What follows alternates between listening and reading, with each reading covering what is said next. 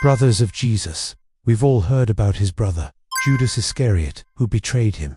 But have you ever heard of James, the brother of Jesus? And do you know he has an ossuary? What secrets does it hold? And is this really the brother of Jesus?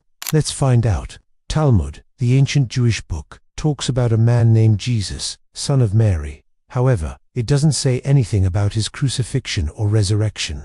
It only says that he was executed by the chief priests for practicing sorcery. Therefore, many believe that the man described in the Talmud is not Jesus Christ, but a different person with the same name. Do you agree with this?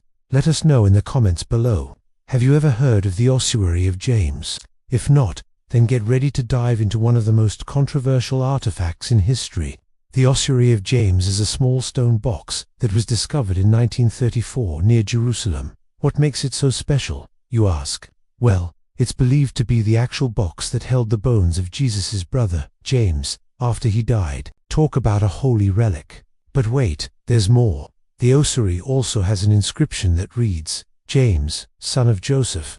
Now, here's where things get really interesting. According to the Bible, James was the brother of Jesus and the son of Joseph. So could this really be his ossuary? Some experts believe that the ossuary dates back to the time of Jesus, making it a potential match. Others argue that the inscription was likely added later, and some even claim that James never existed at all. They say he's just a figment of the author's imagination. Now, before we move on, please take a moment to subscribe to our channel and hit the bell icon to get notified when we release new videos. Also, don't forget to like and share our videos. Alright, now, let's continue. Why do people believe that James didn't exist? Why do some scholars deny the existence of James, the brother of Jesus? It all boils down to a simple question. Why would the author include James in the Bible if he wasn't real? To answer this question, we must first understand the historical context of the Bible. It was written over a period of several hundred years by different authors who lived in different times and places. And because of this, there are some inconsistencies and contradictions within the text. But despite these challenges, most scholars agree that the core message of the Bible is true. God loves us and wants us to live according to his will. So why would the author include James in the Bible if he wasn't real? One possible explanation is that James may have been a real person, but the author made some mistakes when recording his life. For example, in the Gospel of Matthew, it says that Jesus went up to Jerusalem to celebrate Passover, where he was arrested and crucified. However, in the Gospel of John, it says that Jesus celebrated Passover with his disciples the night before his crucifixion. This discrepancy suggests that the Gospels were written from different perspectives and may not contain all the details of what happened during Passover. Despite this, the fact that two separate accounts exist strengthens the argument that Jesus did indeed attend Passover. Another possible explanation is that James was a symbolic character representing all the Jews who rejected Jesus as the Messiah. In the Gospel of John, it says that Jesus told his disciples, "Do you also want to go away?" After Peter answered, "Yes, Lord, you know that I love you." Jesus said, "Feed my sheep." This passage suggests that Jesus entrusted the care of his followers to James, who then became the leader of the church after Jesus ascended into heaven.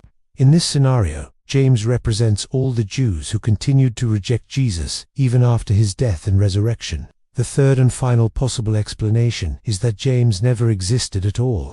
This argument is based on the fact that no extra-biblical sources mention James, the brother of Jesus. In addition, the early church did not celebrate James's feast day until after Paul's death in 67 AD. This suggests that James played a minor role in the early church, and may not have been considered a significant figure in Christian history. The truth is, we may never know for sure why the author included James in the Bible. However, one thing is certain: whether James was a real person or a symbolic character, he continues to fascinate and intrigue people today. Are there any historical records of James, the brother of Jesus? When it comes to historical records of James, the brother of Jesus, things can get a bit tricky. You see, there are a few different individuals named James mentioned in the New Testament, which can make things confusing. There's James, the son of Alphaeus, who was one of Jesus' 12 disciples. James, the son of Zebedee, who along with his brother John were known as the sons of thunder. And of course, James, the brother of Jesus. To make matters more complicated, there are several non-biblical sources that mention a James, but it's unclear which one they are referring to. So how do we know which James the author is talking about when he mentions the brother of Jesus? Well, to answer this question, let's take a look at the historical record. According to the Bible, James was the brother of Jesus and the son of Mary and Joseph. He is mentioned in all 4 Gospels and is described as being skeptical of Jesus' teachings at first, but eventually becoming one of Jesus' closest followers. Outside of the Bible, there are several non-biblical sources that mention a James, but none of them specifically refer to him as the brother of Jesus. The earliest non-biblical source that mentions a James is a letter written by the Jewish historian Josephus Flavius. In the letter, Josephus describes a dispute between the followers of James and the followers of John the Baptist. However, it's unclear which James he is referring to. Another non-biblical source that mentions a James is a book called the Testament of James. This book is part of the Dead Sea Scrolls and is believed to date back to the 1st or 2nd century CE. The Testament of James is a collection of sayings attributed to James, but it's unclear whether or not James was actually the author. These sayings are not considered part of the canonical text of the Bible, but they do provide some insight into the beliefs and teachings of early Christianity. Despite the lack of concrete historical evidence, most scholars agree that James did exist and that he was an important figure in the early church. His feast day is celebrated on October 25th, and he is venerated as a saint in both the Catholic and Eastern Orthodox churches. In conclusion, while there are some historical records of James, the brother of Jesus, they are limited and often contradictory.